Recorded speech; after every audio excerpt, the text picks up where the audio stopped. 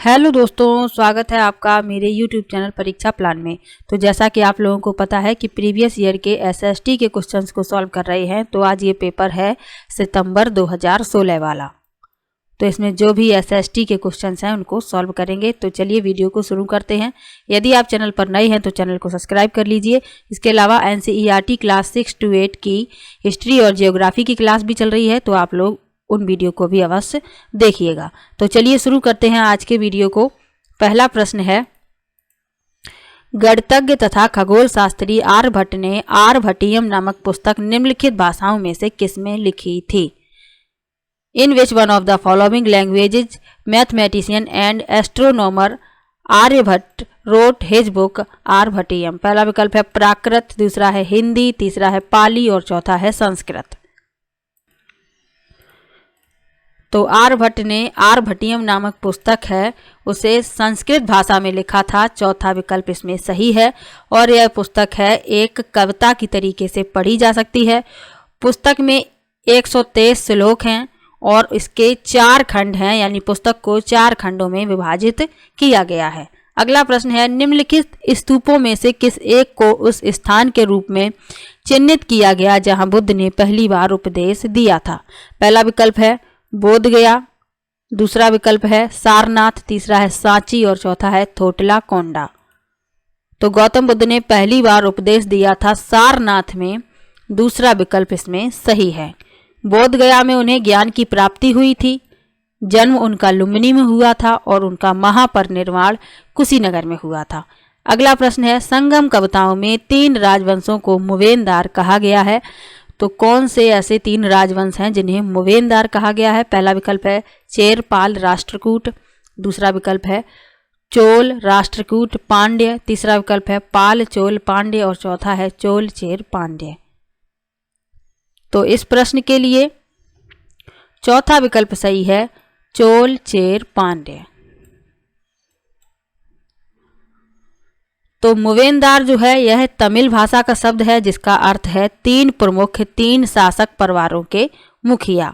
तो इन्हें कहा गया, चोल चेर पांड्य को मुवेनदार कहा गया। अगला प्रश्न है, रामपुरवा में मिला उत्कृष्ट पॉलिश वाले पत्थर पर बना सांड जिसे अब राष्ट्रपति भवन में सुरक्षित रखा गया है, इनमें से किसके शासनकाल में बनाया गया था? पहला विकल्प है पांड्य, दूसरा विकल्प है मौर्य, तीसरा है चोल और चौथा है कुषाण।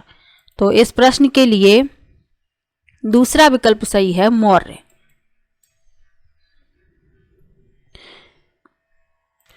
तो यह बिहार के रामपुरवा में पाए गए एक मौर्य स्तंभ का हिस्सा था और अब इसे राष्ट्रपति भवन में सुरक्षित रखा गया है। अगला प्रश्न है, विशिष्टाद्वैत के सिद्धांत को इनमें से किसने विचारार्थ प्रस्तुत किया?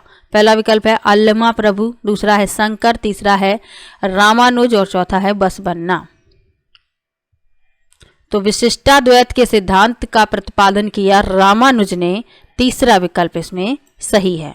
अगला प्रश्न है, अभिलेखागार वह स्थान है जहां, पहला विकल्प है पुरातत्वज्ञों द्वारा प्राप्त किए गए पत्थर और ईंटों से बनी इमारतों के अवशेषों को रखा जाता है, दूसरा है खुदाई में पाई गई मूर्तियों को रखा जाता है, तीसरा है ऐतिहासिक पांडुलिपियों तथा दस्तावेजों को रखा जाता है और चौथा है खुदाई में पाई गई पशुओं और पक्षियों की हड्डियों को रखा जाता है।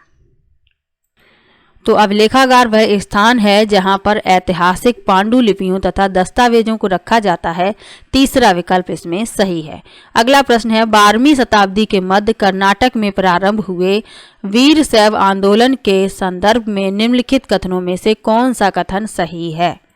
पहला विकल्प है इसने जाति और नारी के प्रति व्यवहार के बारे में ब्राह्मणवादी विचारधारा के विरुद्ध तर्क दिया, दूसरा है यह नामदेव और उनके साथियों द्वारा शुरू किया गया, तीसरा है इसे विट्ठल की पूजा पर बल दिया और चौथा है यह सभी प्रकार के कर्मकांड का विरोधी था परंतु मूर्ति पूजा को बढ़ावा देता था।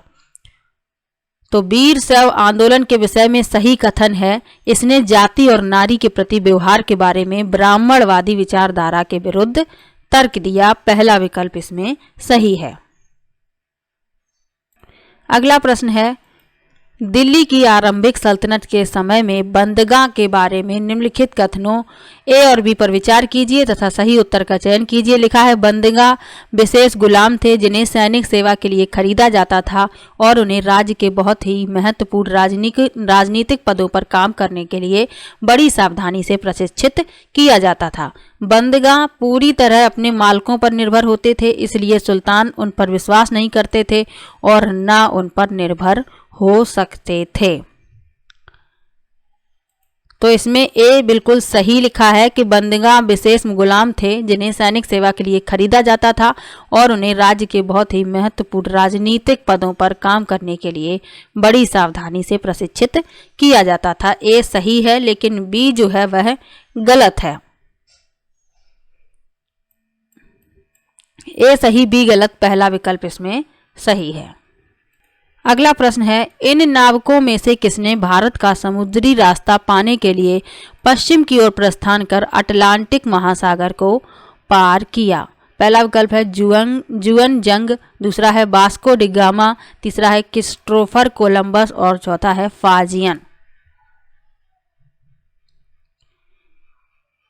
तो भारत के समुद्री मार्ग को खोजने के लिए अटलांटिक महासागर को पार किया क्रिस्टोफर कोलंबस ने, तीसरा विकल्प इसमें सही है।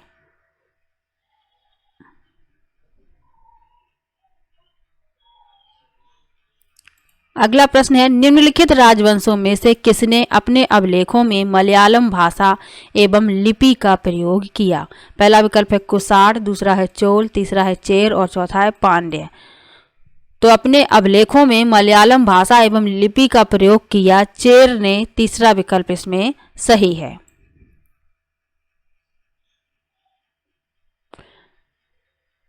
चेरों को केरल पुत्र के नाम से भी जाना जाता है क्योंकि इन्होंने मालाबार तट पर शासन किया और महोदयापुरम के चेर साम्राज्य के शासकों ने अपने शिलालेखों में मलयालम भाषा और लिपि का परिचय दिया। तो इसमें तीसरा विकल्प सही है। अगला प्रश्न है 1906 में हुए सोंग्राम संगमा के विद्रोह का कारण था? पहला विकल्प है नील बागान के मालिकों के विरुद्ध चंपारण में किसानों ने विद्रोह किया, दूसरा है अंग्रेजों द्वारा निर्धारित व्यापार की असमान शर्तों के विरुद्ध बंगाल में मुस्लिम व्यापारियों का उठ खड़ा होना, तीसरा है गुजरात में पाटीदार किसानों का अंग्रेजों द्वारा थोपे गए भारी लगान के खिलाफ विद्रोह और चौथा है असम में आदिवासी समूहों द्वारा किया गया औपनिवेशिक वन कानूनों का विरोध। तो इस प्रश्न के लिए चौथा विकल्प सही है। 1906 में हुए सोंग्राम संगमा के विद्रोह का कारण था असम में आदिवासी समूहों द्वारा किया गया औपनिवेशिक वन कानूनों का विरोध। तो यह विद्रोह क्यों हुआ? यह अंग्रेजों के शोषण के कारण हुआ जिसने जनजातियों को उन वन अधिकारों से वंचित कर दिया जिनकी जनजातियों को आदत थी, तो इसीलिए यह विद्रोह हुआ था। अगला प्रश्न है ब्रिटिश शासन ने 1927 में भारत में अपनी अगुवाई में साइमन कमीशन भेजा जिसका विरोध किया गया। पहला विकल्प है इसमें केवल अंग्रेजी पढ़े लिखे भारतीय प्रतिनिधियों को शामिल किया गया था, दूसरा है इस आयोग में कोई भारतीय प्रतिनिधि नहीं था, तीसरा है इस आयोग में अंग्रेजों की अपेक्षा भारतीय प्रतिनिधियों की संख्या न के बराबर थी और चौथा है इसमें कोई भी भारतीय महिला प्रतिनिधि नहीं थी।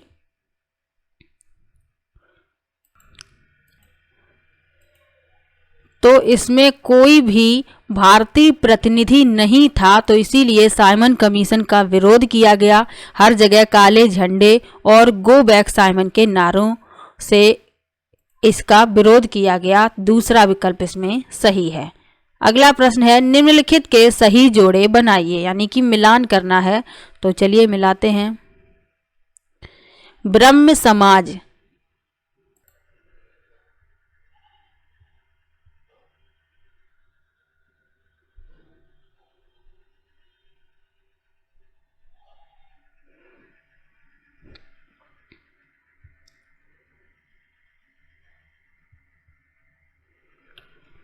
तो लिखा है ब्रह्मो समाज, तो इसका संबंध है केशव चंद्र सेन से।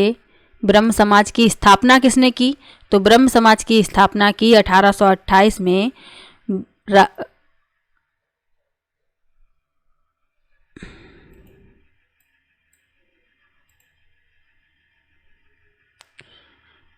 तो लिखा है ब्रह्मो समाज, तो इसे मिलाएंगे केशव चंद्र सेन से।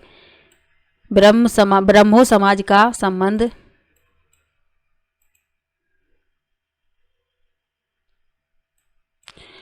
लिखा है ब्रह्मो समाज, तो ब्रह्मो समाज का संबंध है केशव चंद्र सेन से।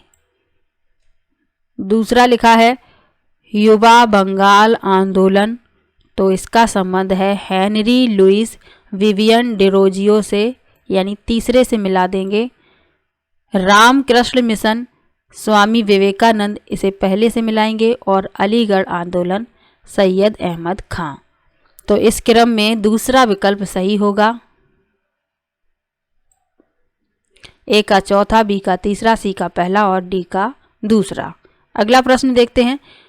वयोवृद्ध गांधी नेता पोट्टी श्री रामुलु निम्नलिखित राज्यों में से किसके बनाने के लिए सन 1952 में भूख हड़ताल पर बैठे? पहला विकल्प है तेलंगाना, दूसरा विकल्प है तमिलनाडु, तीसरा विकल्प है केरल और चौथा विकल्प है आंध्र प्रदेश। तो इस प्रश्न के लिए चौथा विकल्प सही है, आंध्र प्रदेश। एक प्रश्न पूछा जाता है कि भाषा के आधार पर गठित होने वाला पहला राज्य कौन सा है, तो वह आंध्र प्रदेश है। इसे याद रखिएगा, ये प्रश्न कई परीक्षाओं में पूछा गया है। अगला प्रश्न है वहादत ए दीन अर्थात सभी धर्मों की बुनियादी एकता के हिमायती इनमें से कौन थे? पहला विकल्प है बाजी मोहम्मद, दूसरा विकल्प है मोहम्मद अली जिन्ना, तीसरा विकल्प है मौलाना आज़ाद और चौथा है सैयद अहमद खां। तो वहादत ए दीन अर्थात सभी धर्मों की बुनियादी एकता के हिमायती थे मौलाना आज़ाद, तीसरा विकल्प इसमें सही है। तो मौलाना अबुल कलाम आज़ाद भारत के पहले शिक्षा मंत्री थे और इन्हीं के जन्म दिवस को राष्ट्रीय शिक्षा दिवस के रूप में मनाया जाता है, तो ये भी याद रखिएगा। अगला प्रश्न है भारत के लगभग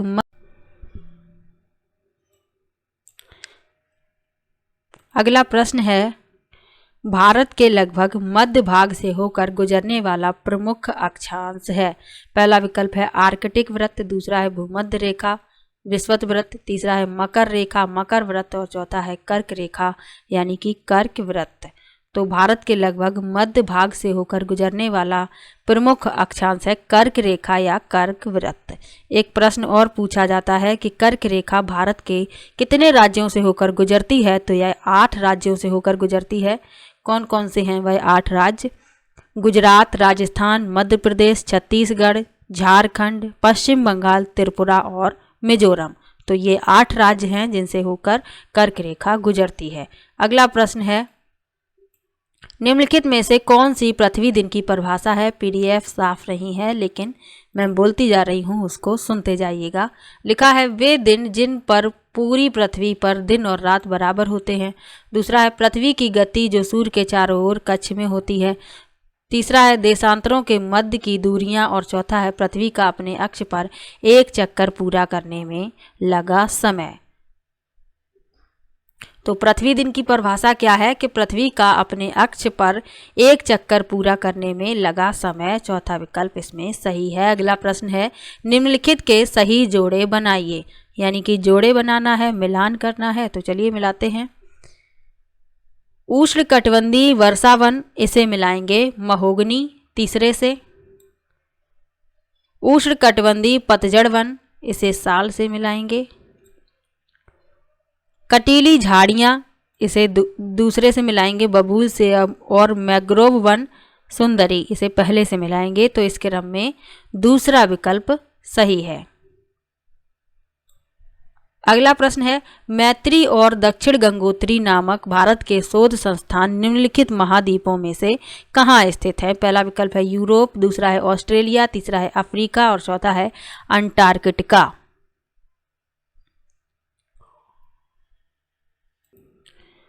तो भारत के 2 शोध संस्थान मैत्री और दक्षिण गंगोत्री अंटार्कटिका में स्थित हैं। चौथा विकल्प इसमें सही है। अगला प्रश्न है महासागरीय धाराओं के संबंध में नीचे दिए गए दोनों कथनों ए और बी पर विचार कीजिए तथा सही उत्तर का चयन कीजिए। कथन ए है गर्म महासागरीय धाराएं भूमध्य रेखा के निकट उत्पन्न होती हैं और ध्रुवों की ओर प्रवाहित होती हैं। दूसरा है शीत यानी ठंडी महासागरीय धाराएं निम्न अक्षांशों से उच्च अक्षांशों को जल ले जाती हैं। तो इसमें ए तो सही है लेकिन बी गलत है। ए सही बी गलत, दूसरा विकल्प इसमें सही है। दूसरा विकल्प सही है। तो इसमें लिखा है शीत महासागरीय धाराएं निम्न अक्षांशों से उच्च अक्षांशों को जल ले जाती हैं, तो इसमें उल्टा लिखा है इसलिए ये गलत है। ये उच्च अक्षांशों से निम्न अक्षांशों की ओर जल ले जाती हैं, इसलिए ये गलत है। अगला प्रश्न देखते हैं। ऋतु प्रवास से अभिप्राय है। पहला विकल्प है फसल की कटाई की अवधि के दौरान श्रम शक्ति का नगर से गांव की ओर प्रवसन। दूसरा है लोगों की अपनी जीविका के लिए ऋतुवत गतिशीलता। तीसरा है नए चरागाहों की खोज में अपने पशुधन के साथ लोगों की ऋतुवत गतिशीलता। और चौथा है वन्य प्राणियों की ऋतुवत गतिशीलता। तो इस प्रश्न के लिए तीसरा विकल्प सही है, नए चरागाहों की खोज में अपने पशुधन के साथ लोगों की ऋतुवत गतिशीलता। तीसरा विकल्प इसमें सही है। अगला प्रश्न है निम्नलिखित के सही जोड़े बनाइए, यानी कि मिलान करना है। तो चलिए मिलाते हैं। अंतर्भेदी आग्नेय शैलें, इसे मिलाएंगे चौथे से यानी ग्रेनाइट। बहिर्भेदी आग्नेय शैलें, इसे मिलाएंगे बेसाल्ट से तीसरे से। अवसादी शैलें, इसे मिलाएंगे दूसरे से बलुआ पत्थर। और कायांतरित शैलें चूना पत्थर से मिलाएंगे। तो इस क्रम में दूसरा विकल्प इसका सही है। अगला प्रश्न है निम्नलिखित क्षेत्रों में किसमें चिनूक स्थानीय पवन चलती है। पहला विकल्प है पंपास, दूसरा है वेल्ड, तीसरा है प्रेयरी और चौथा है सवाना। तो चिनूक स्थानीय पवनें चलती हैं प्रेयरी में, तीसरा विकल्प इसमें सही है। अगला प्रश्न है वायुमंडलीय परतों में से कौन सी परत रेडियो प्रसारण में सहायता करती है। पहला विकल्प है वायुमंडल, दूसरा है समताप मंडल, तीसरा है क्षोभ मंडल और चौथा है मध्य मंडल। तो रेडियो प्रसारण में सहायता करती है बाह्य मंडल, इसे ही ताप मंडल और कहते हैं। पहला विकल्प इसमें सही है, थर्मोस्फीयर। एक प्रश्न और पूछा जाता है कि वायुमंडल में किस परत में वायुयान उड़ाए जाते हैं। तो वह समताप मंडल में उड़ाए जाते हैं, ये भी याद रखिएगा। ओजोन परत किस मंडल में पाई जाती है। समताप मंडल में पाई जाती है। और ओजोन दिवस कब मनाया जाता है। तो 16 सितंबर को ओजोन दिवस मनाया जाता है। अगला प्रश्न है सुनहरी जरी निम्नलिखित में से किसकी एक किस्म है। पहला विकल्प है जूट, दूसरा है सिल्क, तीसरा है सूती वस्त्र और चौथा है नायलॉन। तो सुनहरी जरी जो किस्म है वह जूट की है, पहला विकल्प इसमें सही है।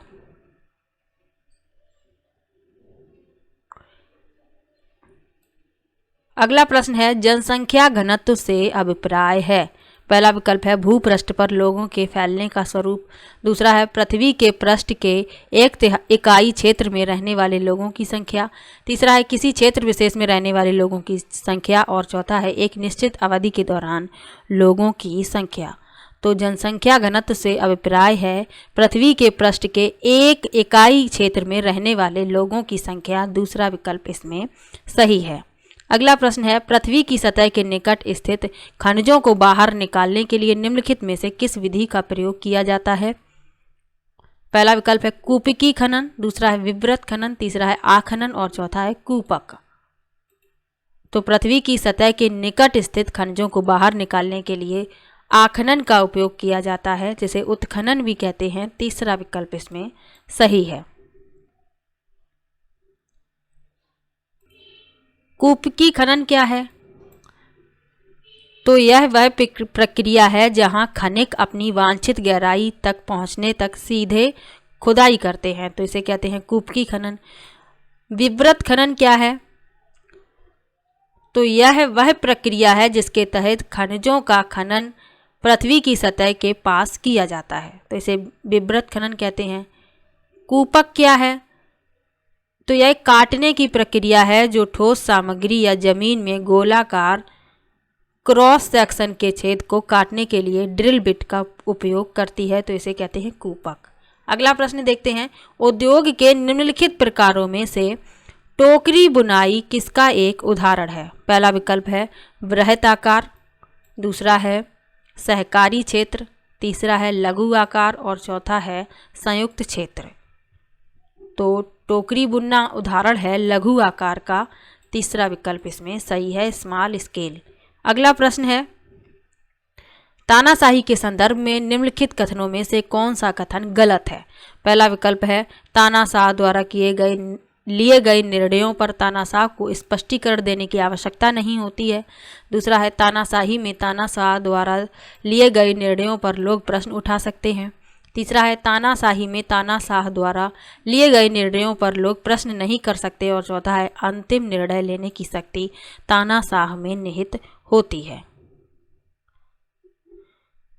तो गलत कथन पूछा गया है, प्रश्न नहीं सॉरी, गलत कथन पूछा गया है। तो इसमें गलत है दूसरा विकल्प के तानाशाही में तानाशाह द्वारा लिए गए निर्णयों पर लोग प्रश्न उठा सकते हैं। ये गलत है, तानाशाही में लोग प्रश्न नहीं उठा सकते हैं, इसीलिए ये गलत है, बाकी तीनों सही हैं। अगला प्रश्न है, कृष्ण राज सागर बांध निम्नलिखित नदियों में से किस पर बनाया गया है? पहला विकल्प है कावेरी, दूसरा विकल्प है महानदी, तीसरा है गोदावरी और चौथा है कृष्णा।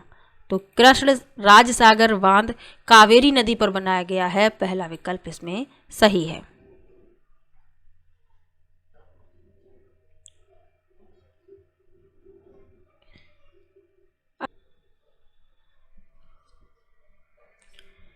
हिंदू उत्तराधिकार संशोधन अधिनियम 2005 मृतक पिता की संपत्ति में समान अधिकार प्रदान करता है। पहला विकल्प है पत्नी, पुत्री तथा बहनों, दूसरा है पुत्री, पुत्र तथा भाइयों, तीसरा है पत्नी, पुत्र तथा पुत्रियों और चौथा है पत्नी, पुत्र तथा भाइयों को।